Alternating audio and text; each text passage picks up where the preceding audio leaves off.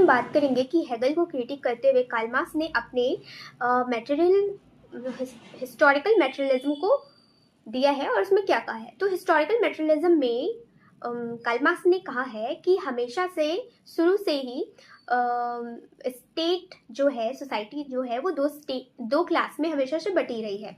और हेगल ने जो बेस अपना मेन आइडियाज पर दिया है ना, कार्ल मार्क्स कहते हैं कि आइडिया की बात नहीं है। सोसाइटी में जो इवोल्यूशनरी चेंज आया है ना, वो चेंज आया है बिकॉज ऑफ मैटर में चेंज के आने की वजह से, ना कि आइडिया में चेंज के आने की वजह से। जैसे कि वो सबसे पहला बात करते हैं प्रिमिटिव टाइम का। उस टाइम में जब खोज हो रही थी मैटर्स की, स्टोन्स की, तो स्टोन से भाले बनाए जा रहे थे, राइट। तो भालों से क्या हो रहा था, प्रोडक्शन, उत्पादन किया जा रहा था खाने का। जस्ट हम खेत को जोत सके या उससे हम अपना प्रोडक्शन कर सके।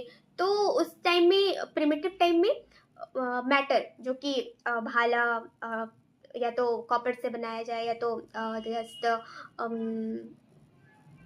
स्टोन से बनाया जाए, राइट।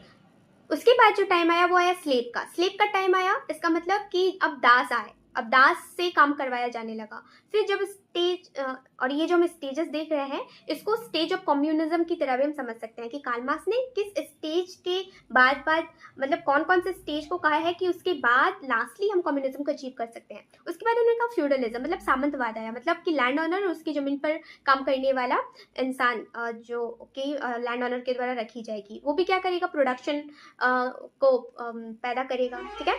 देन आफ्टर कैपिटलिज्म आएगा। कैपिटलिज्म जो कि लैंड, कैपिटल और वर्कर्स से अपना काम करवाएगा और जस्ट मीन्स ऑफ प्रोडक्शन पर अपना कंट्रोल रखेगा। देन आफ्टर सोशलिज्म आएगी। सोशलिज्म जिसमें कि सारा का सारा पावर हम स्टेट को दे देंगे कि स्टेट डिस्ट्रीब्यूशन का काम करेगी।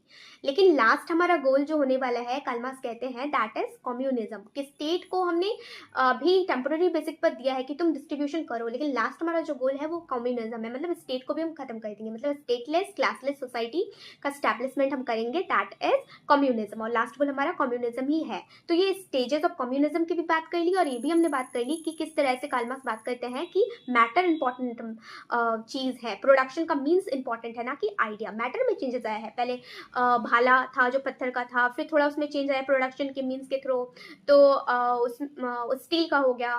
फिर आज जैसे चीज़ें बदल रही हैं, एल्युमिनियम, और आज जैसे टेक्नोलॉजिकल वर्ल्ड आ गई है, इंडस्ट्री आ गई है, तो हम देख रहे हैं मैटर्स में चेंज आ रहा है, तो इवोल्यूशन हो रहा है और लोग तेजी से आगे बढ़ रहे हैं टाइम के साथ। तो आइडिया में चेंजेस नहीं, बल्कि वो मैटर में चेंजेस को बताते हैं अपने मटेरियल